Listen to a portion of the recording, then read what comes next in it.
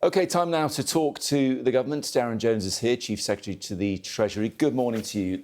Lots to talk about in terms of your main job in the Treasury. We'll get onto that, no doubt. But child poverty in the UK has long been a bit of a national embarrassment. You grew up in relative poverty yourself as well, and today you're announcing a fund to try and at least chip away at that issue.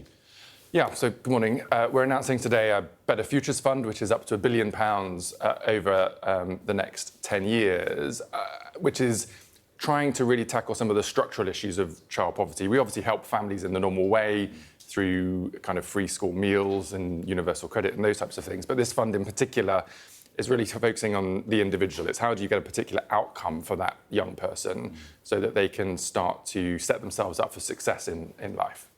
You know that millions of kids are affected by the two-child benefit cap. Wouldn't that be a simpler way of trying to tackle some of these problems by removing that cap? Well, they're interestingly very different policies. So how you give kind of financial support to families is one thing, and that's important because it helps with things like, you know, the monthly shop and monthly bills. But our Better Futures Fund is really about giving those young people the tools to be able to get out of structural poverty, to be able to get access to training or skills or work so that they can have better futures themselves. This is exactly the type of fund that the last New Labour government started, that I benefited from individually, which is why it's kind of a personal project for me, and we know it works very well. Is there still an ambition to get rid of the two-child benefit cap come the autumn? Can you afford to do so? Well, so we've got two things coming out in the autumn. We've got the child poverty strategy, which is looking at policies across government. This will be part of that, but there are other things that we want to do. Yeah. That will be announced at that time. And of course, we've got the budget in the autumn, which will set out how any announcements are being paid for. Let's talk about that, because it was only a matter of weeks ago, as Chief Secretary to the Treasury, you had to go around every department telling them they're going to have to cut their budgets. We've got to cut our cloth according to the cost of living here. And there seems to be another £20 billion plus black hole that you now need to fill. That's what economists are saying. Yeah, I'm not sure I quite recognise that number, but look, you're right. There are things that we have announced since that will be fully funded at the budget, whether it's changing the thresholds on the winter fuel payment. Of course, Parliament took the view that it did on welfare reform a couple of weeks ago, and there are some spending implications for that. Not just Parliament, your own party, really. Your own party. Parliament's made up of all Yes, it is. Parties, yes, but it was your own Labour members. It was your own Labour members who indicated they weren't happy with the government's plans, and you had to water them down. So, really, another U-turn there. Well, Parliament's sovereign, right? I mean, Parliament has the ability to disagree with the government, and it did on this issue. Yeah. Although they tend to agree when the ideas are good ones. Well, maybe, yeah. I mean, look, so what we've agreed to off the back of those votes is that we're now doing a particular review into personal independent payments eligibility, which Stephen Timms, the relevant minister, is doing some work on. But the round of it, to go to your question on spending, is that it's essentially delayed some reforms to make us kind of go a bit slower at looking at how to reform that system. And any cost implications of that will be dealt with and fully funded at the budget.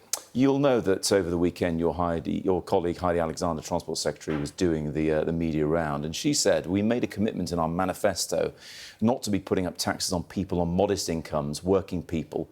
We have stuck to that. So if taxes are going to rise, as a lot of people are speculating, and I know you're not going to confirm that now, who do you think may well foot those tax rises? Because you often talk about, certainly Keir Starmer's talked about, the people with the broadest shoulders. Who are those people? So what Heidi was referring to was our manifesto commitment, which said we're not going to increase income tax on national insurance or VAT on working people, which essentially the taxes you pay. Who are working people? Anybody who pays tax, really. Anyone that gets a pay slip, basically. So it's a headline rate of income tax and national insurance. We've said we're not changing that. That was honoured at the budget last year. It's a promise that we stand by. And then obviously we don't pay VAT in our pay slips, but it's quite a regressive tax in that people that have less money obviously spend more on things that have VAT. So we promised to keep VAT flat as well. That's what Heidi was referring to. It's the promise that we've honoured in the budget and a promise that we'll continue to honour. Yeah. Who are those people with the broadest shoulders then? I mean, are they people who can pay a wealth tax?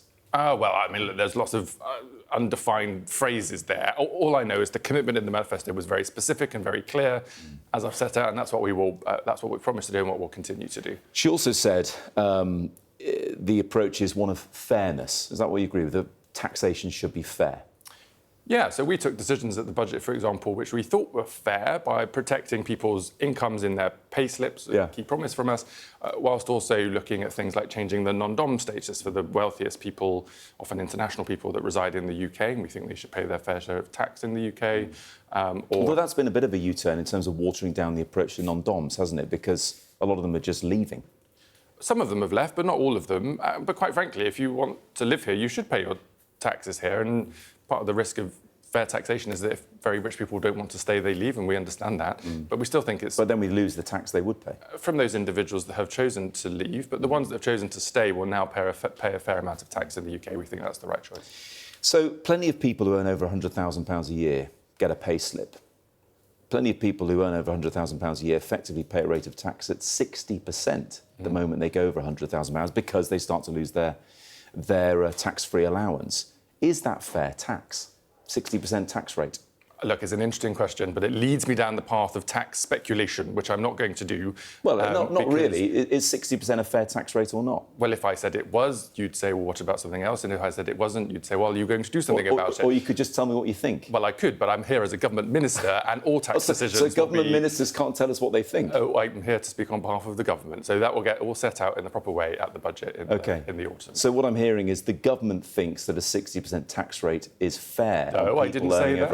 I didn't say that. All I said is the government will set out any tax changes in the proper, normal way at the budget in the autumn. But they need to happen, I think you concede, because by not making those welfare changes, by not making those changes to winter fuel allowance, you've got to find the money elsewhere.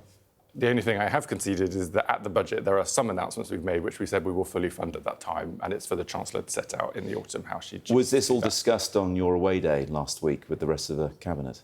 Cabinet meetings, whether they are away or here, are always private. Yes, afraid. I thought you might say that. Listen, a slightly more serious thing to ask you, Darren Jones. Last week I spoke to victims of both the post office scandal and the infected blood scandal. And many of them are still waiting the compensation they believe, in fact, a lot of people believe, they are owed for the misery they've been put through.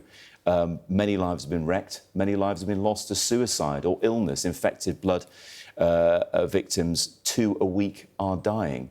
Yet the government is not quickly paying them the compensation they're owed, and people's lives are disappearing in the meantime. You're not trying to save money there as well, are you?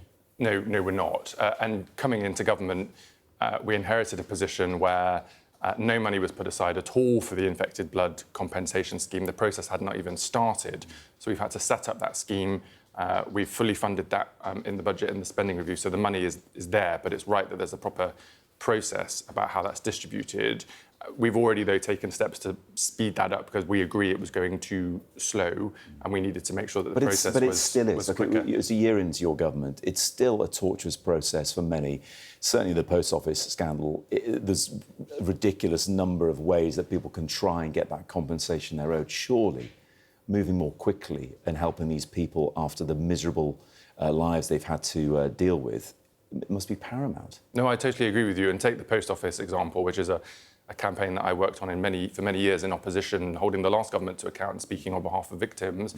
At every step, we have made sure that the money is there for compensation to be paid, that we've tried to speed up the scheme, that we've offered fixed payments to people who don't want to go through the administrative kind of side of processing an application. And we're doing everything we can to make sure those payments get out the door as quickly as possible. Darren Jones, thank you.